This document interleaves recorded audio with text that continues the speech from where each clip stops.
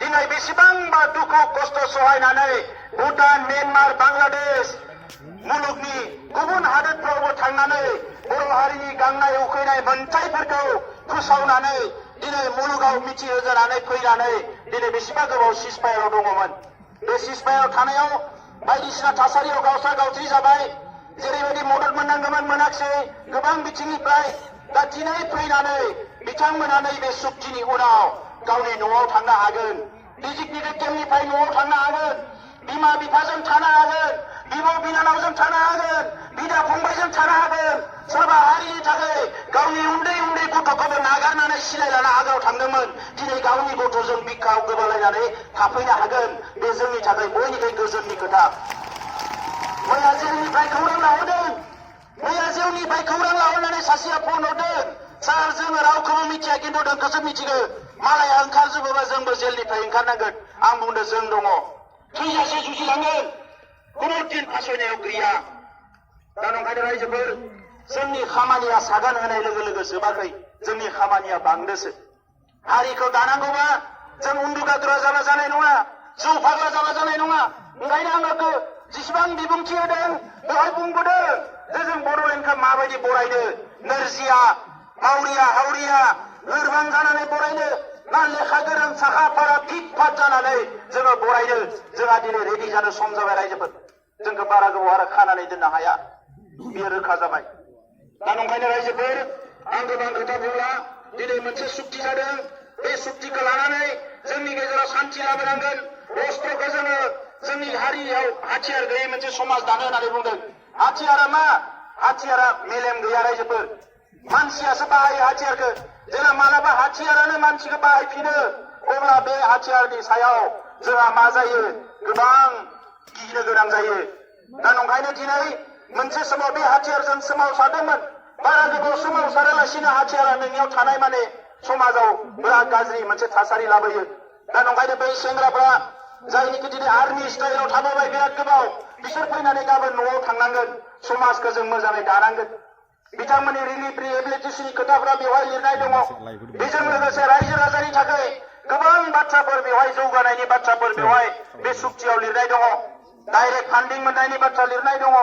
दिनै एसपिडिसिखौ जों जेबो बुंनो हायामोन, नाथाय दिनै बे सुक्तिनि गेजेरजों गोसो जाबानो होखारनो हासिगोन, गोसो जाबानो लाबोनो हासिगोन। जोंनियाव एसेबाबो गोहोआ फैबाय। दा नंखायनो रायजोफोर, बे सुक्तिया ओरैनो सुक्ति नङा, बेवहाय नायै नायै नायै नायै बेसेबांबा जुजियै जुजियै दान्थे बिदान्थे खालामै खालामै मैया सागान होनायनि 2 घन्टा सिगांसिम जोङो दान्थे बिदान्थे खालामनानै बे सुक्तिखौ खालामदों। दा बेवहाय जोङो बेखिनिखौ गासैखौबो मोनजोबमारोबा जोंनि ओनसोला ओरैबायदि जौगागोन, बे जेला इमप्लिमेन्ट जाजोबगोन जों बेखौ बुंस'नो हाया। दा नंखायनो रायजोफोर, दिनै जों बयबो दिनै गोग्गानांगोन।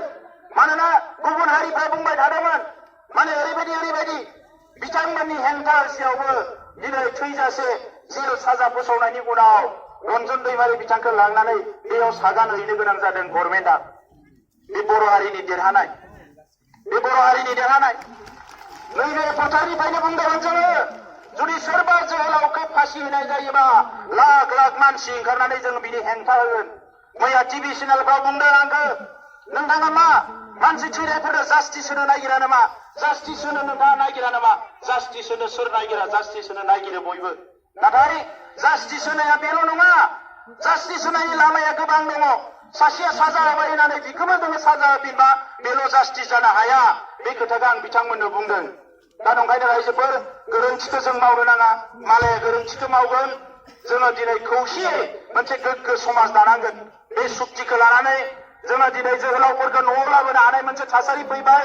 आं बिथांमोनखौ साबायखर बावदों गोसो गोरबोनिफ्राय, आरो बिथांमोनखौबो आं खावलायदों जे संग्रामखौ लांनो थाखाय सोरनियावबा थाखा फैसा बिनो गोनां जाबाय, सोरनोबा मेगन गोजा नायनो गोनां जाबाय, सोरखौबा सिगिनो गोनां जाबाय, सोरखौबा बोथ्रोदनो गोनां जाबाय। नाथाय सुक्ति खालामखांनायनि उनाव जाहाथे बे आखलखौ बयबो नागारो। जों मोनसे मोजां समाज दानांगोन, जों बे मोजां समाज दानांगोन। जोंनि साफ्रोमबो जोहोलावा जेरैबायदि सिलाय लानानै हारिनि थाखाय हाग्रायाव थानानै जुजिदोंमोन, गाबोन सिलायखौ गारनानैनो गामियाव थांनानै हारिनि थाखाय जुजिनांगोन। आं नोंथांमोनखौ बयखौबो खावलायो। आरो हारिनि सुबुंफ्राबो बै सिलाय लानाय समाव सोरखौबा माबा रागा जोंनानै बायदिसिना आखलनि थाखाय बायदिसिना खोथानि थाखाय रायफ्लांबाय बुफ्लांबाय बायदिसिना आखल देखायबाय नोंथांमोना गावनि बिदा फंबाय होननानै निमाहा होनानै गासैखौबो बोजबनानै लानांगोन रायजोफोर जों बेबायदिसो समाज नागिरदों बिदा फंबाय गासैबो खौसेयै ज' नों दा आं नागार आं दा नागार समाज दानायनि खोथाखौसो जों रायलायदों आं बेखिनिखौनो बर' रावाव बुंनो सानबाय बिनि उनाव फैगौ 7 अक्ट'आव भारतनि प्रधान मन्त्रि आरो हम मिनिस्टारा क'क्राझाराव फैगोन जों जे माबा मोनसे मोजां खामानि मावबाय बे खामानि मावनायखौनो मोजाङै आरोबाव गावसोरनि खोथाजों बुंनो थाखाय बिथांमोना फैगोन आरो बैखालिबो जोङो खमसे खम 5 लाख मानसिफ्रा ओंखारनानै जोङो बिथांमोननो बुंनो हानांगोन जों ज' जानानै बुंनांगोन जे नोंथांमोना जिखौ होदों जों मोजां मोनदों नाथाय बेखौ उनाव नोंथांमोना मावफुंना होआबा जों जिरायनानै थानाय नङा बेखौ जाहाथे जोङो दिन्थिनो हायो बर' हारिया बेसेबां खौसे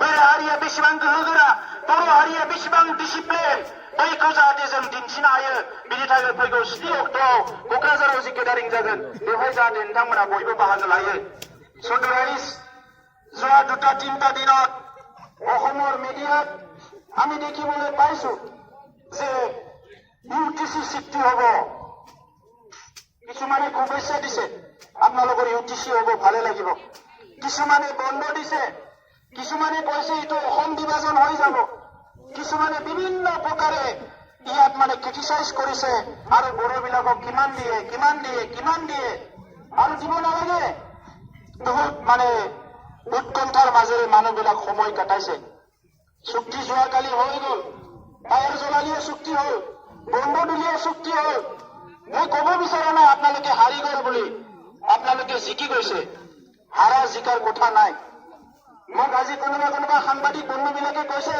গাড়ীৰ পৰা হাতটো দুটা উঠাই দিয়ক ভিক্টৰী চাইন মই কৈছো এইটো চাইনটো মই ভাল নাপাওঁ এইটো মোৰ প্ৰিন্সিপলৰ বিৰুদ্ধে মই কোনোদিন এইটো নেদেও বুলি পেলাই কাৰণ এই পৃথিৱীত কারো ভিত্তি আর হারা জিকার কথা নাই এই পৃথিবীখন আমার ঘর ইয়াত আমি হারিলেও জিকিলেও জীয়াই থাকিব লাগিব আপনি জিকা বুলি দেখাই পাই আনজনক হারা বুলি আপনি ক্রিটিসাইজ করার আপনার অধিকার নাই আমি একই মানব জাতি এই কারণে এই চুক্তিটো হওয়ার আগত আমার যেটা সংগ্রাম চলাই আছিলে এই সংগ্রামতো বিভিন্ন বাধা দিবলৈ চেষ্টা কৰিছিলে কারণ কথাটো বুঝিয়ে পোৱা নাই আমি কি বিচাৰিছো আমার উদ্দেশ্য কি আমি আগৰ পৰাই কৈ আহিছো কোনোবা এটা জাতি জনগোষ্ঠী ধ্বংস কৰাটো আমাৰ উদ্দেশ্য নহয় নিজে জীয়াই থকাটোৱে আমাৰ সংগ্ৰামৰ উদ্দেশ্য